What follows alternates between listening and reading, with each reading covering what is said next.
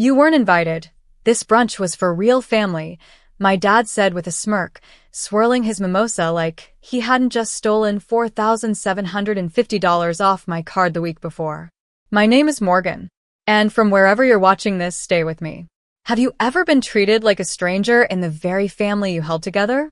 I was standing at the entrance of the Elmwood Cafe, rain still clinging to my coat, watching my father, my stepmom, my brother, and even my aunt laugh over Belgian waffles like I didn't exist.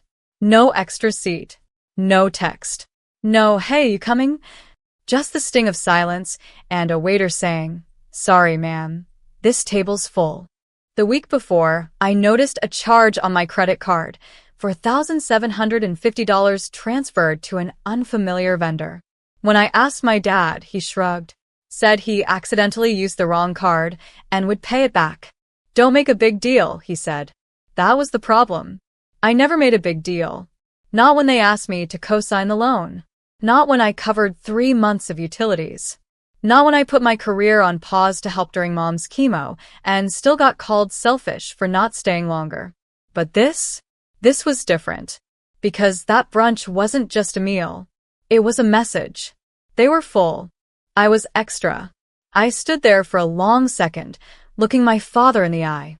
He didn't flinch, just smiled with the same face that used to say, "I'm proud of you," when I brought home straight A's. I didn't shout, didn't cry. I just said, clear and cold, "Then pay your own bills." I turned around, walked straight to my car, and opened the app I'd been building quietly for months, my paper trail. Every Zelle receipt, every Venmo, every loan agreement, every bank transfer I'd made to help out. The total? $61,000. That brunch was their celebration. Of using me. Of never planning to pay it back. But what they didn't know, I'd already started recording everything. Every call, every message, every lie. And by the time they figured that out, the bank account they were smiling over wouldn't even exist. I sat in my car with the rain tapping on the windshield, staring at my phone like it was the first time I'd really seen the numbers. $61,000. Not a typo. Not a guess. That was the total support I had given my family over 5 years, little drips that became a flood. $300 for Dad's car insurance. $1,200 when my brother's tuition was unexpectedly short. $900 to cover a hotel when they got locked out of their home. Gas money. Groceries. Just until Friday.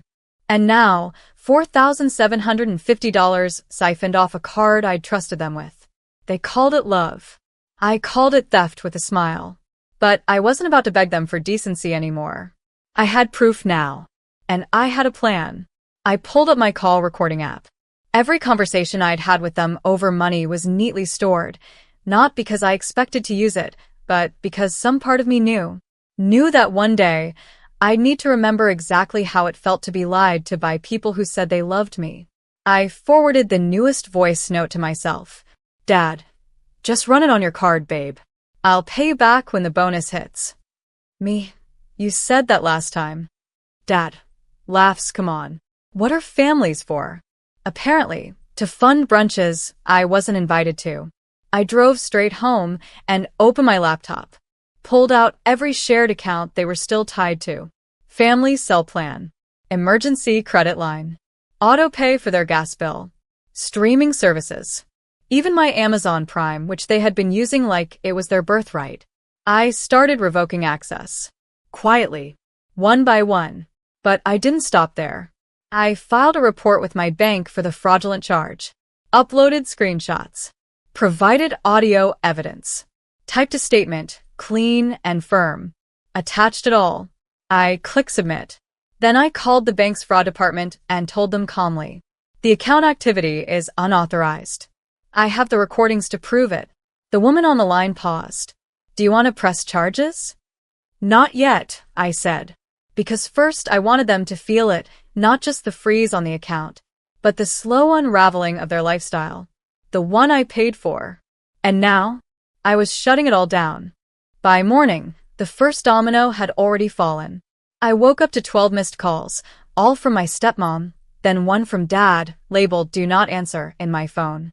I didn't pick up. I let them spin in the silence they once shoved me into. Instead, I opened my banking app. The $4,750 charge had officially been flagged as fraudulent. The investigation was active. My card was deactivated and replaced. The funds were being reversed. Next, I got an alert. Joint utility account frozen. Because once the linked card failed, the bill bounced. No backup. No more Morgan the lifeline. That's when the texts turned nasty. Dad. What the hell did you do? This is embarrassing. They shut our power off this morning. We're family, Morgan. I almost laughed. Because family isn't just who you share blood with. It's who shows up when they don't need anything. And these people? They only showed up to eat. I poured my coffee slowly, savoring it, then pulled up the screen recordings. The ones I'd saved from late nights where I couldn't sleep, reviewing my own receipts like trauma footage. I organized everything into folders. Loans with no return. Shared accounts in my name. Audio clips of promises broken. Texts where I was guilt into giving more. This wasn't revenge. This was self-respect, properly documented. At noon, I got a call from the fraud department at the bank. We've reviewed the documentation you submitted. The rep said carefully. You weren't just helpful, this is airtight. I said nothing. She continued. We've escalated it. Since the account in question was being used under false pretense, we've locked it down while we investigate. Just so you're aware, it may impact your family's access to funds for the next few weeks. I understand, I said. Inside, I was shaking not from nerves, from relief.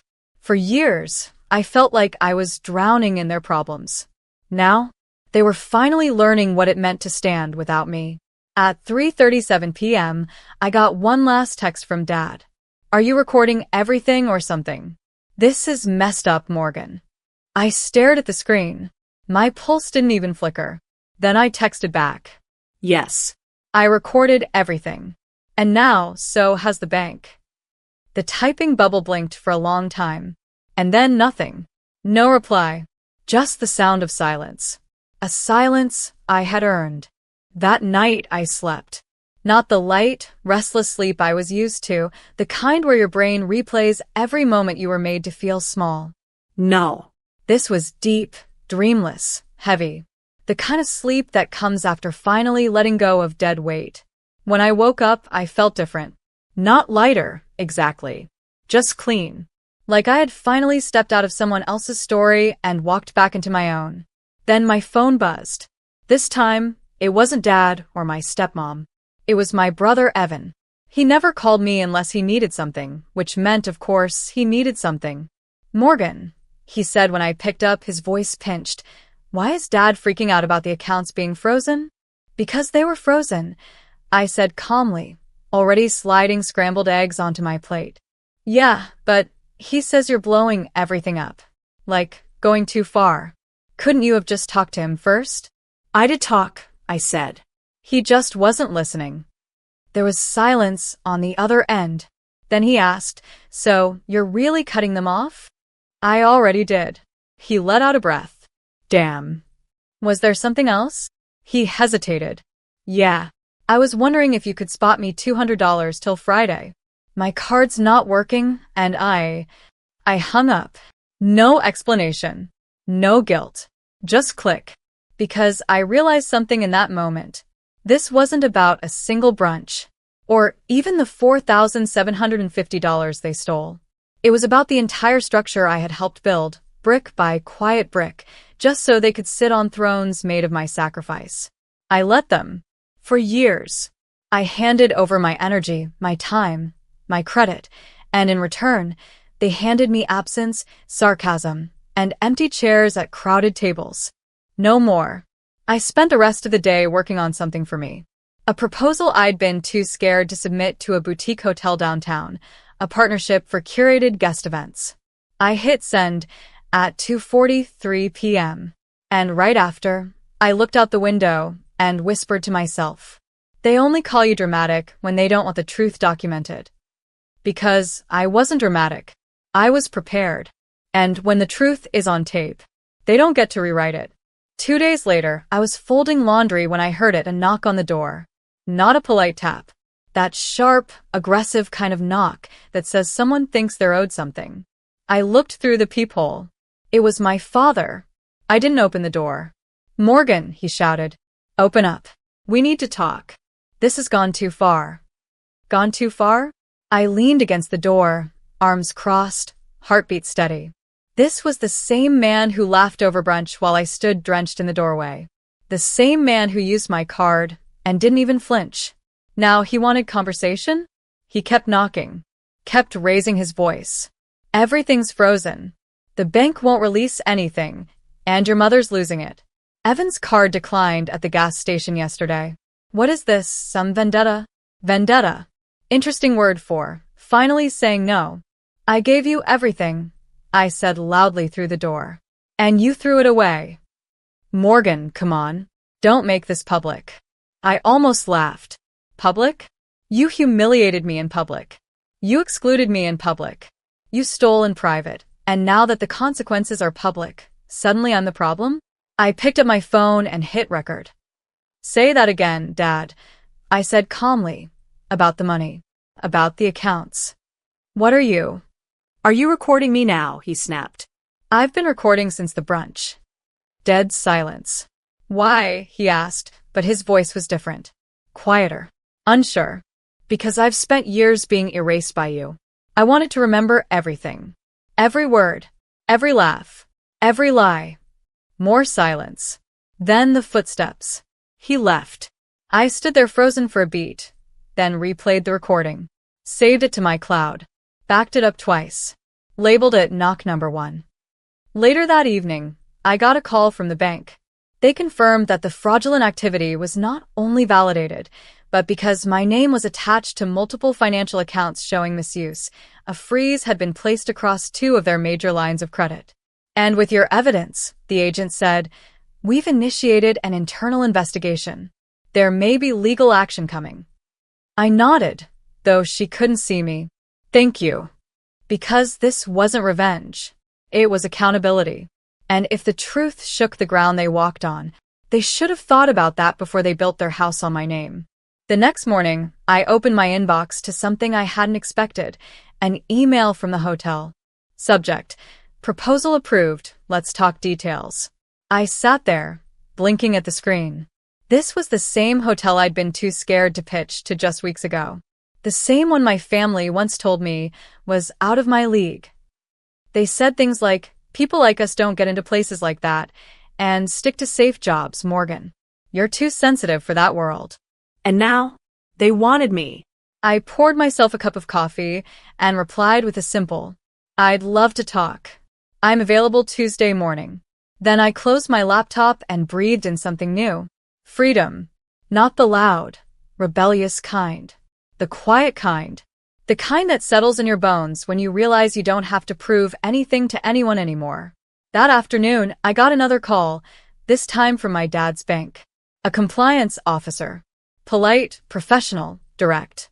"We've completed our review of the documentation you submitted.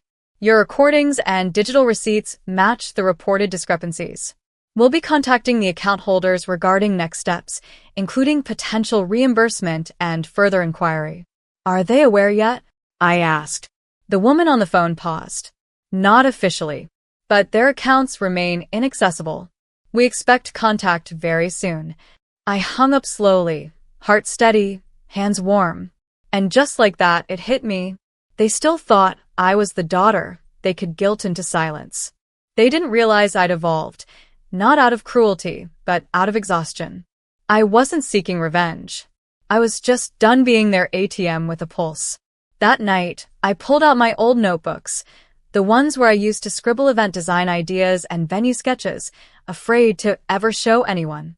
I flipped through the pages like meeting an old version of myself I finally respected. At 9:42 p.m., my phone buzzed again. My brother. This time, the message was different. "They're freaking out. Dad says the bank might press charges. He wants to know if you'll talk to them. You're the only one who can fix this." I stared at the screen, then typed one line. I didn't break it. I just stopped holding it together. And I meant it. Because I wasn't the family's fixer anymore. I was rebuilding something far more important. Me. The fallout was spectacular. By Sunday morning, the family group chat, which I'd muted long ago, exploded with panicked messages. I didn't even have to open it.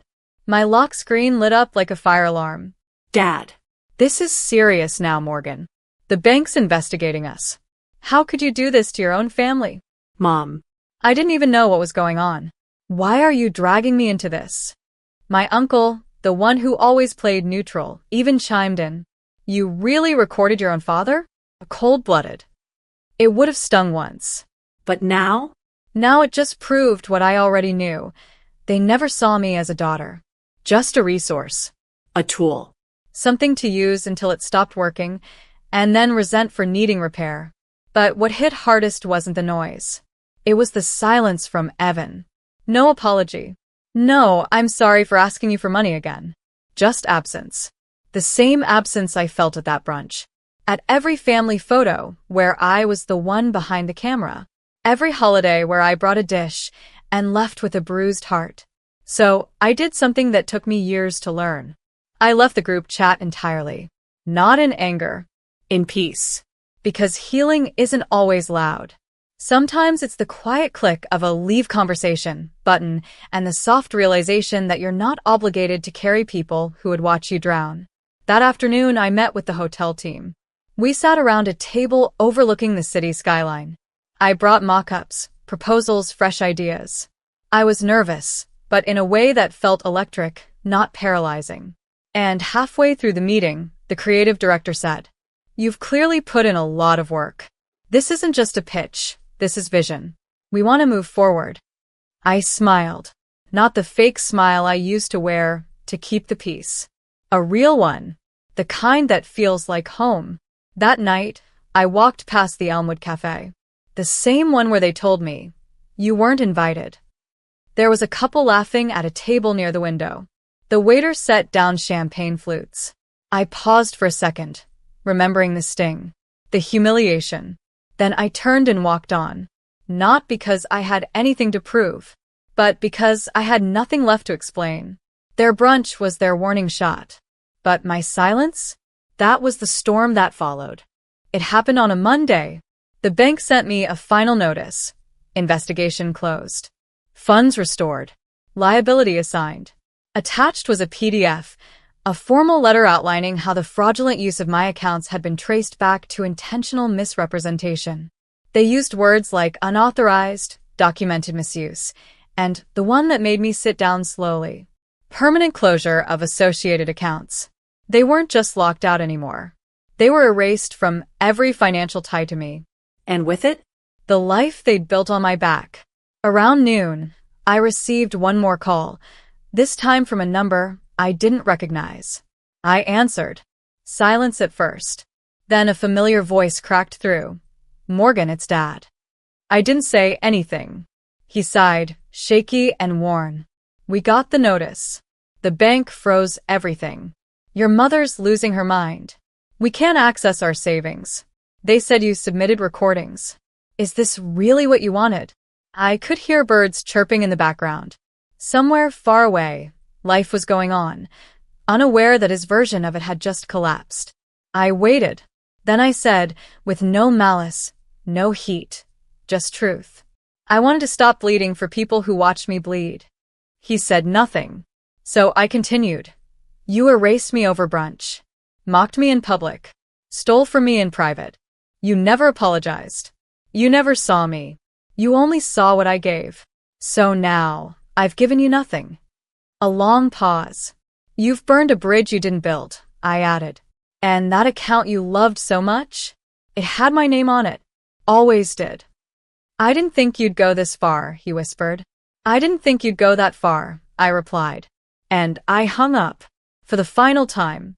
That night, I lit a candle in my tiny apartment and curled up with a notebook, the same one I once used to keep track of their debts. But now I used it for something else. Planning my first event. Solo. Fully mine. No borrowed credit. No apologies. I wrote down themes, colors, menus. Joyful things. Things that never depended on someone else's guilt. And when I looked at the cover of the notebook, I smiled. I'd scribbled something new on it weeks ago. For things that build, not bleed. Because what they never understood was simple. I wasn't their backup plan. I was the foundation. And when I walked away, everything crumbled like it should have long ago. Welcome to Revenge with Lyra. While I buried my 10-year-old daughter alone, my family drank champagne across town. Then Mom messaged, "Stop being dramatic. This is urgent." She meant my dead daughter's $1,250,000 trust fund. But what my husband did next shocked them all. He put every last cent in my name, slamming the door on their greed. My name is Savannah Elms, I'm 34. And if you think you know how this ends, stay tuned. What happens when your child dies, and it reveals who is only pretending to grieve. The service was small. Closed casket. No lilies, she hated them. I watched a sparrow land on her headstone as the priest spoke, like even heaven wanted to say goodbye. But the pews behind me were half empty. My parents? At a wine gala 2 zip codes over. My sister? Sent a one-line text. Can't miss this keynote. She would have understood. Would she? Would my little girl, who once cried when her hamster died, understand that her own blood couldn't show up? The night before, my brother called. "You still have access to the account, right?" His voice low, slippery. That trust fund was meant to be generational, Savannah. We should all be part of that decision. That trust fund was her legacy. From the wrongful death settlement after her heart surgery went wrong at 8. It wasn't theirs. It was hers. Or it was. Now it was mine to protect. The text from Mom came during the burial. "Enough grieving. Call me ASAP. It's about the money." I didn't reply, but someone else did. My husband. He was standing beside me in the cemetery when he made the call. His voice, steady. His words, final. "She's done. And so am I." Then he hung up and took out the papers that would change everything. He didn't flinch. Not when he called the bank. Not when he told them to revoke all co-beneficiaries. Not even when the woman on the line asked, "Are you certain you want to remove her maternal grandparents?" "I'm certain," he said. The air around us was hushed. Grief had stolen the sound from birds, wind, breath. Only his resolve remained. By sunset, the $1.25 million trust fund was locked in. My name. My control. No shared access. No family discussions. Just legal walls around what was left of my daughter's life. I sat on the edge of our bed that night, still in black. He knelt in front of me, held my hands like they were glass. "They treated her death like a footnote," he said. "They don't get to touch her name again." I didn't cry. Not because I didn't want to, but because I'd run out of tears at the gravesite. Instead, I whispered, "Thank you." That's when the retaliation began. The next morning, my sister posted a long thread on social media. Money changes people. Grief makes them cold. Some inherit pain. Others just steal it. No names. But every comment knew. Then came the group email from my mother. Subject: Family Unity. Body: We are disappointed in your recent legal decisions. Your daughter was loved by us all, and it's cruel to shut us out of her legacy. Legacy? As if she were a will to be split. I didn't reply, but my lawyer did. A single line: cease and desist. We were done playing gentle. They'd had their chance to show up, at the hospital, at the funeral, in the hollow hours after. Now, they wanted a slice of sorrow. But grief isn't a bank account. And I wasn't withdrawing. I was fortifying. They didn't come to our door. They didn't call again. But they made noise where it could hurt the most. Emails to my husband's firm, anonymous, venomous. Rumors whispered to his clients, hinting at mental instability and unresolved trauma. They even contacted the hospital that handled my daughter's care. Alleged misuse of funds. Tried to stain my grief with corruption. But paper trails don't lie. The trust was clean. The transactions audited. Every penny accounted for: college scholarships for girls with heart defects, pediatric care donations, and yes, enough set aside for us to breathe without financial panic. But that wasn't what they wanted. They didn't want justice. They wanted access. And when that failed, they turned to erasure. My daughter's name began disappearing. From the family group chat archives. From my parents' Facebook photos. Even from the family's shared Google Calendar. The one where her birthday used to be marked with glitter emojis. Deleted. As if mourning made her inconvenient. I broke down in the pantry one night, clutching her old lunchbox, still smelling faintly of strawberries and glue sticks. She's vanishing, I told my husband through tears. And I can't stop them. He wrapped me in silence, held me like an oath. Then, he did something I wasn't expecting. He launched a foundation. In her name, the Lila Grace Fund. For girls with fragile hearts and stronger spirits. He built the website in a weekend. Filled it with photos they couldn't erase. Stories they couldn't rewrite. And he made it public. Donations began pouring in. Messages from strangers. She reminds me of my niece. I wish I'd known her. Thank you for not letting her story disappear. They tried to delete her. Instead, we made her eternal. The foundation rattled them. They didn't expect me to turn mourning into motion. Didn't expect Lila's name to go viral. Local news picked it up. A small segment. Mother turns tragedy into hope. There was a clip of me holding Lila's drawing, the one she made of a heart with butterfly wings. In the background, my mother's voice left me a voicemail. Savannah, this has gone too far. You're exploiting her memory. This isn't what family does. No. What family does is vanish during a funeral. What family does is weaponize a child's bank account. What family does is message about the money before the casket is lowered. I archived the voicemail. The next day, my father filed a formal request through an attorney. A claim that part of the trust belonged to extended custodial family. He even included screenshots of Lila's birthday cards from them.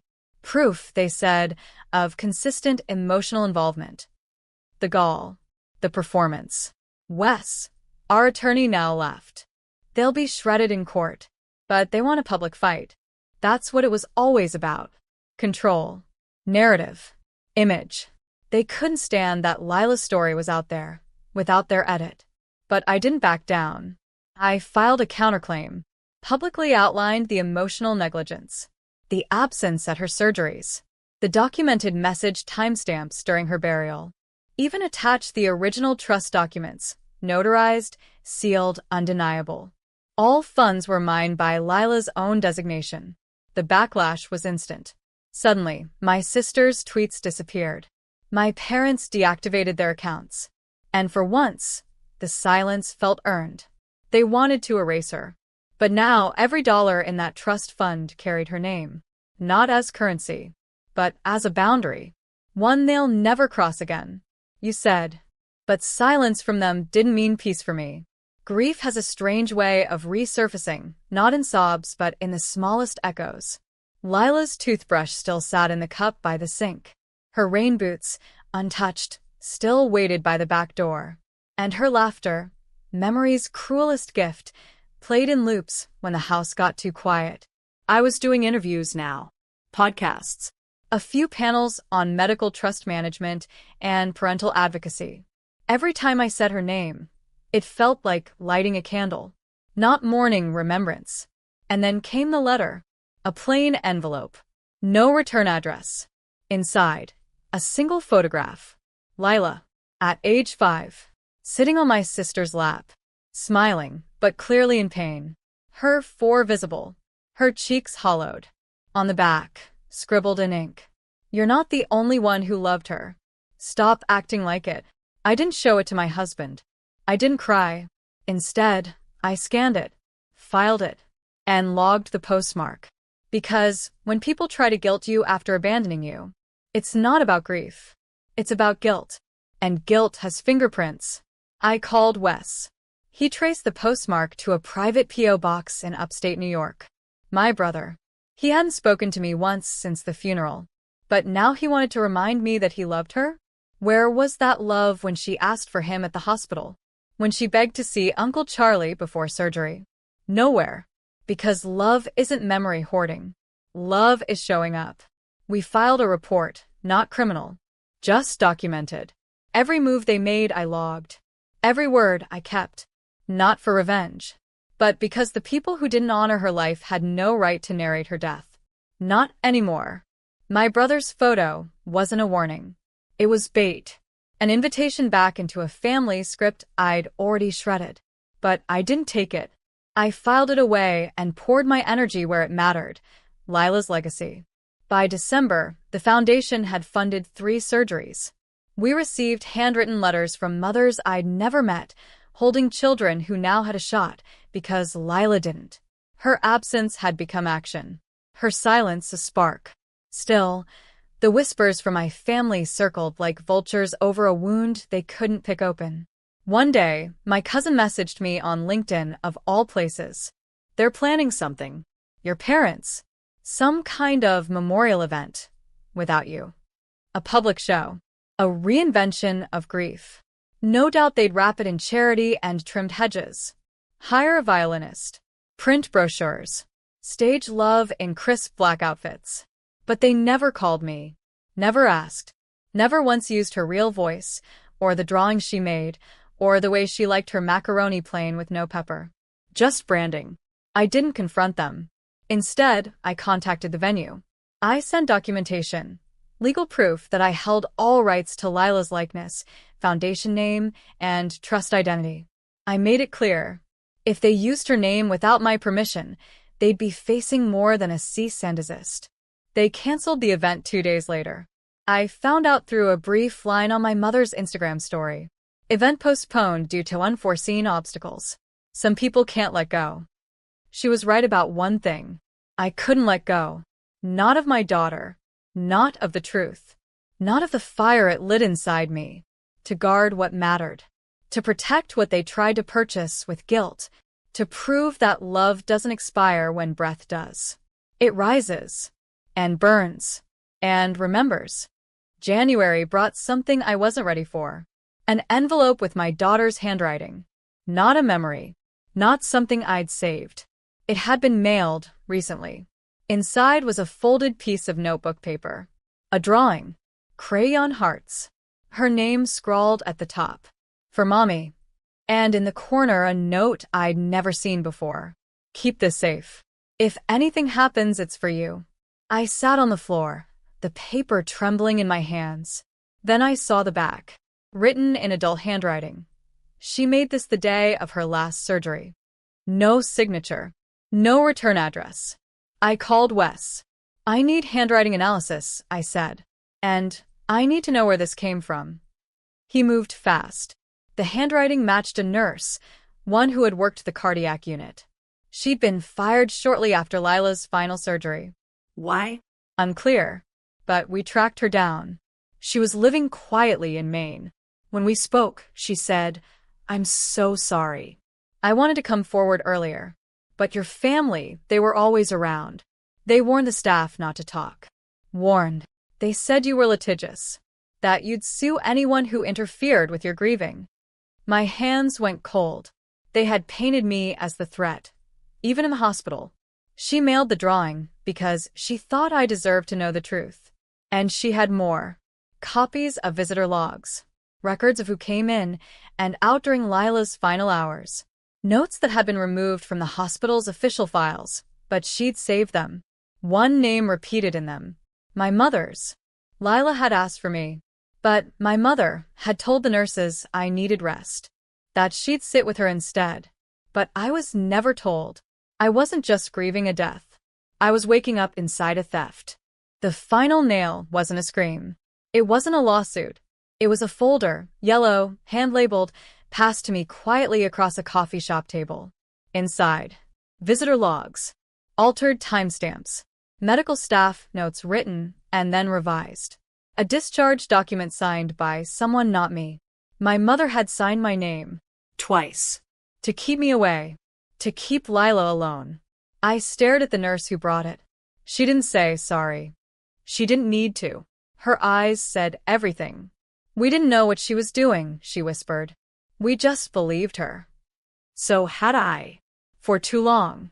But now, the truth had texture. Dates. Ink. And the weight of silence lifted. I didn't take it to court. I didn't drag my mother's name through the media, because the real sentence was already served. She would never see me again. No visits. No birthdays. No access to the foundation. No claim to Lila's name. Not even a photo on her mantle.